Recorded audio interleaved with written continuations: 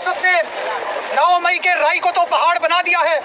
جو پہاڑ ہمارے سر پہ کھڑا ہے کہ افغانستان سے افغان طالبان ہمیں للکار رہے ہیں، اس پہاڑ کے سامنے ریاست مردہ وجود بن چکی ہے. اس پہاڑ کے سامنے ریاست بے بس ہو چکی ہے. ایک صحافی جو سچ بولتا تھا، جو سول بالادستی کی بات کرتا تھا، جو تمہاری جیلی طاقت اور فرعونیت کے خلاف ببانگے دہل کہتا تھا کہ سوال کریں گے، جواب مانگیں گے، اس صحافی کو 60 دن سے لاپتہ رکھ کر پھر اپنے من پسند صحافیوں کے ذریعے خبر پھیلاتے ہو کہ وہ ٹھیک ہے، وہ خوش ہے، وہ سلامتی سے ہے. شرم نہیں آتی؟ بے شرم ہو چکے ہو.